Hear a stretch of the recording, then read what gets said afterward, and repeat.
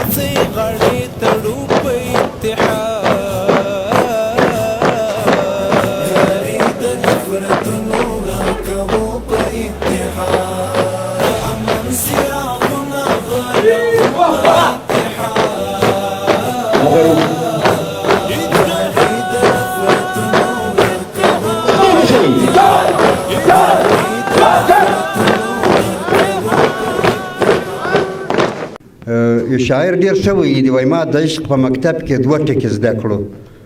پر ځان باندې باور او خپل کار ته یعنې د عشق کار ته ژمنتیا نو همځکه د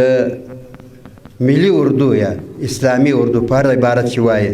د هغو هم پر دغو دوه ټکو باندې تمرکز وي تاسو ته معلومه ده پخوا د دفاع وزارت نوم وزارت حرب و د جنگ وزارت همځکه یې بریدمن و بریدمن و ډګرمن و ډګروال و دا ټول نظامي نومونه دي دا ټول دا معنا ورکوي چې ته به عملا ودې ته اماده یې چې هر وخت د هېواد له بشپړتیا څخه او د ځمکې د خاورو تمامیت څخه دفاع وکړي څلور ټکي مهم دي زما په نظر باندې او هم دا به د تحلیف دپاره د عسکري تحلیف دپاره هم کفایت وکړي خپل نظام مشروع نظام ته ژمنتیا د خاورو له تمامیت څخه دفاع ته چمتوالی د ولس تحفظ او د قانون پلي کولو ته آمادګي همدغه څلور ټکي د ملي اردو د ساختار دپاره هغه اړین ټکي دي چې که داسې وي پر دې معیار باندې ملي اردو استواره وي بیا به انحلال هم سخت وي تاسو ته معلومه ده چې موږ تاسې اردوګانې درلودلې دي تېرو وختونو کې یا به چا په اقتصاد پورې تړلې وي یا به شخصي وي یا به شخصي ملیشې وي یا به فردي د هر چا پکښې لاسونه وو خو هغه اردو چې هغه د هېواد و دغو څلورو ټکو ته ژمنه وي هغه شکست ناپذیره وي د لوی الله په فضل باندې په مجموع کې موږ تاسې اسلام خپل اسلامي ارزښتونو د هېواد ټولو ارزښتونو ته ژمنتیا لرو نو ځکه ما عرض وکړئ چې د خپل نظام چې هغه مشروع وي د هغه ته ژمنتیا په همدې کټګوري کې راځي عرض کوم پخوا به تعلیم و تربیه به ورسره کمه وه او کله بیا تربیه وي تعلیم یې نه وي د دې دواړو تجربې موږ تاسې درلودلې دي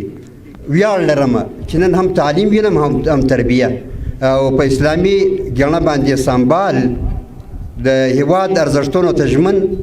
ملي اردو مخ پر جوړېدو او پر تکمیل باندې لوی الله دې موږ تاسې ته نور غمونه او مشکلات نه راپېښوي ورنه د اردو معنا هم دغه شی ده چې هر خطر ته به متوجه وي سر به یې همیشه پر ډبره باندې وي او آرام به یې په همدې کې وي چې له هېواد څخه حراست وکوي د هېواد